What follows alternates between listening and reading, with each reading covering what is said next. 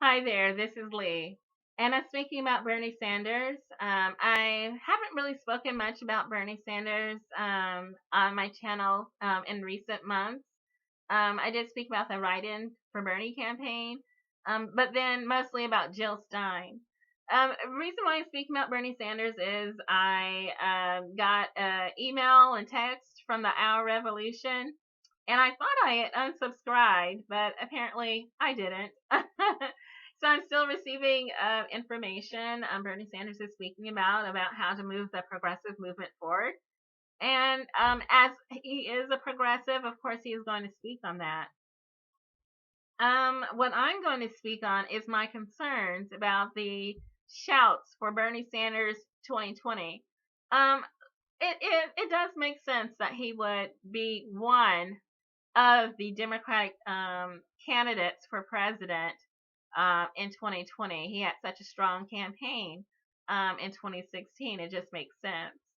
However, I would urge caution in predetermining who will be the nominee. Sure, he can be a candidate, but I would urge caution in predetermining who will be the Democratic nominee for 2020. The reason being that we saw how that can go very wrong with Hillary Clinton. Hillary Clinton ran such a destructive campaign against Barack Obama in 2008 during that primary that the only way the Democratic Party could make her stop, just stop trying to destroy him as a human being, as a person, as a certainly as a politician. The only way that they could make her stop was to say, okay, you will be the nominee in 2016. And then also Secretary of State. Now, please just leave him alone. And that was the only way they could back her off of him, Barack Obama. And she still acted a fool at the State Department. So, and, you know, anyway.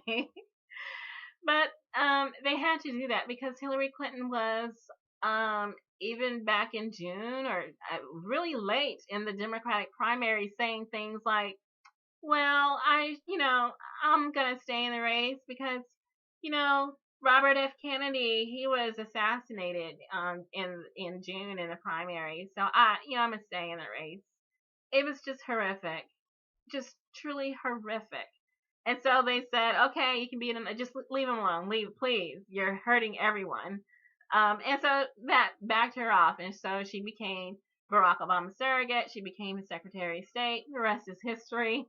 And so that brings us to 2016 with Hillary Clinton being the predetermined winner, which WikiLeaks has shown us that Bernie Sanders was never going to be the nominee.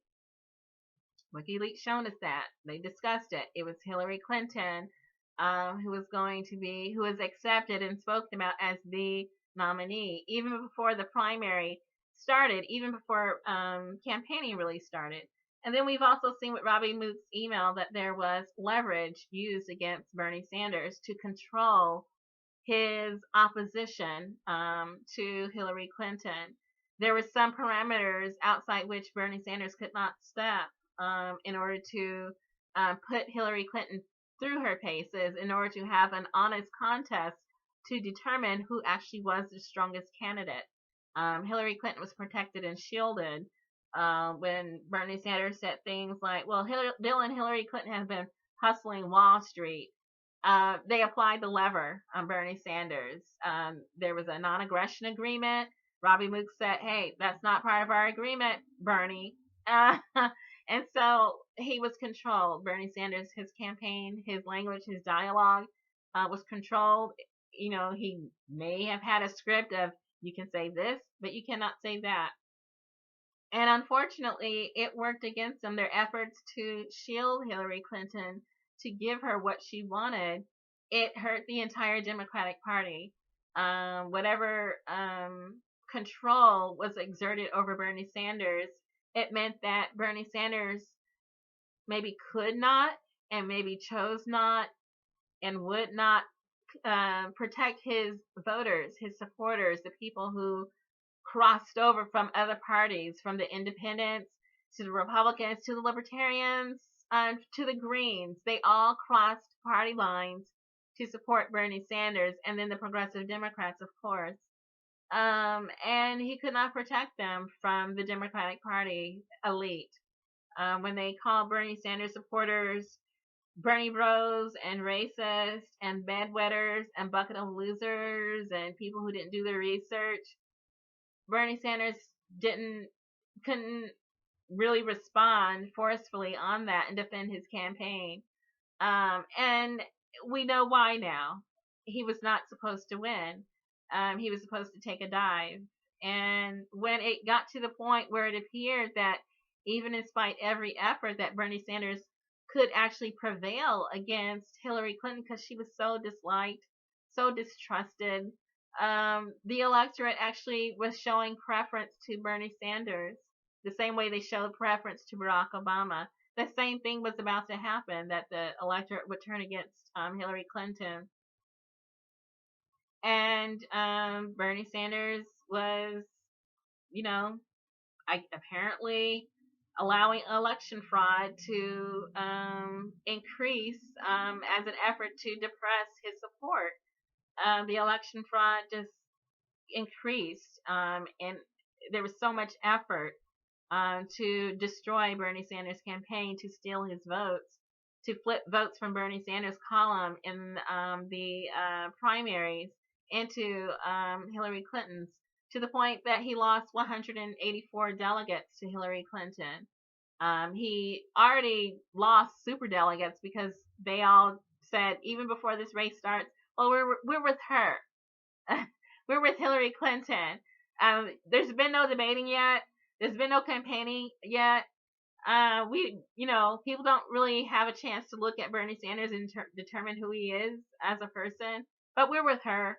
And so all this effort to protect and shield and to weigh the scale for Hillary Clinton still wasn't enough. So they had to resort to election fraud to flip votes, to suppress millennium voters, new voters, people who registered closer to the actual primary, to protect Hillary Clinton's early votes.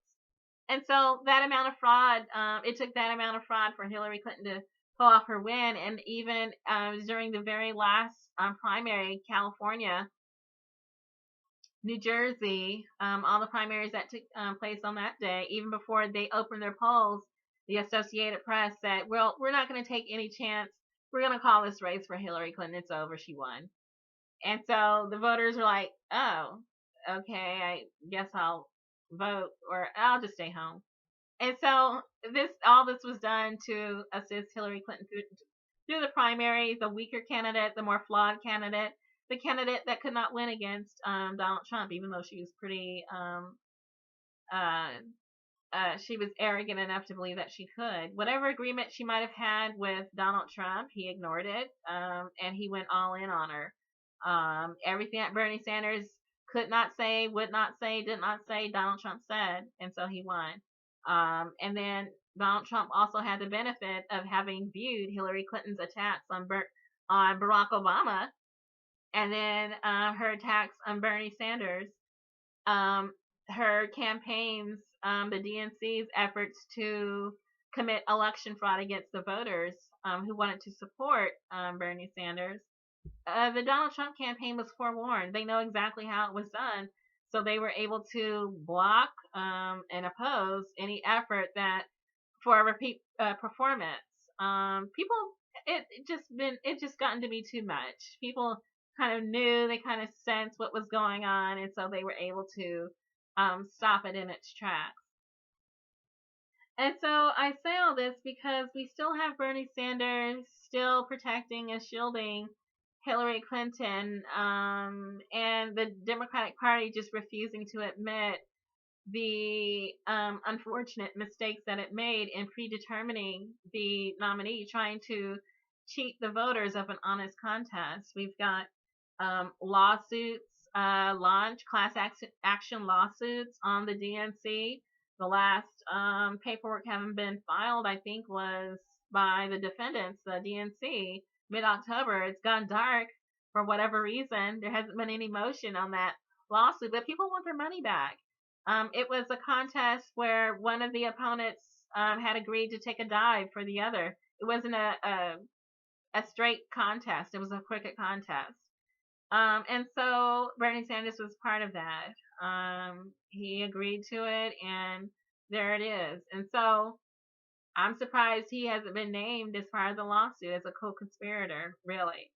And then now we have this racketeering lawsuit where people are trying to get the exit polling. Bob Fitrakis in Ohio, and lawsuits out of California because of all the fraud that occurred there too. And these lawsuits have gone dark as well. And so that's curious in and of itself, but they do exist. And the data accumulated used to support that lawsuit has been made public. So people know. People know what's been happening. I mean, there's probably some things that we don't know, but WikiLeaks has shown us a lot. These lawsuits, the reports, the gathering of statistics used to support them, they've been made public, so people really know. Project Veritas showing us how the Democratic Party plotted with super PACs to create violent encounters at Trump rallies. And now we see what's going on, the plans being made in Washington for protests in these cities. And we look at them like, oh, how much are they being paid? By the hour, or, $15, who knows? But people are looking at like, is this the real life, or is it a fantasy? Is it live, or is it Memorex? And so it's kabuki theater. We don't know what's real and what's not. And so when Bernie Sanders, is saying things, we have to look like, okay, is it him talking, or is it the leverage talking? Bernie Sanders 2020, is it Bernie Sanders running, or is it the leverage, maneuvering Bernie Sanders and controlling his movement? And so I say practice caution on that. Myself, I'd rather see candidates who were not Hillary Clinton surrogates on the campaign trail. If Bernie Sanders does throw his hat into the ring, he will be attacked. Maybe not by his fellow Democratic candidates on these WikiLeaks emails that show him having been compromised, his support and his endorsement and his campaigning for Hillary Clinton. These sound clips can be played and used against him not only by his Democratic opponents, but also if he does make it through the Democratic primary. If they say, well, okay, Bernie, you'll be the nominee and we'll protect you all the way. When it comes to the general, he will not be protected. Donald Trump will definitely use all these sound clips of Bernie Sanders glorifying Hillary Clinton, protecting Hillary Clinton and her over his own supporters. All Donald Trump has to say is, well, she called you guys names, she took your money, she did this, she did that, and Bernie Sanders let it happen. Why would you vote for him instead of me? And, it's like that what do you have to lose question. People say, hey, why are we? And so it's opposition research, and I just say proceed with caution on that. I do look forward to seeing what Nina Turner and Tulsi Gabbard will be wanting to do in 2020. But in terms of Bernie Sanders, I'm not sold on that yet. Nina Turner gave up quite a bit in order to support Bernie Sanders through his primary. She was highly placed in a position in the Democratic Party in Ohio. Tulsi Gabbard also gave up her position in order to support Bernie Sanders. But when it came down to a choice between the progressive movement and his own position, Bernie Sanders actually chose to protect the Democratic Party rather than his supporters. He didn't really give anything up. Instead, he protected his own position, and it just speaks on what are we looking at, really, when it comes to character, when it comes to courage, when it comes to honesty and trust. We see what Nina Turner and Tulsi Gabbard did. We see what Bernie Sanders did. And even his swerving on Jill Stein, I also have concerns about that too as well. The fact that he did have an opportunity and chose not to use it. Everyone's got choices. He made his, whether it was of his own free will, whether it's because of leverage, whether it's because of threats, we don't know.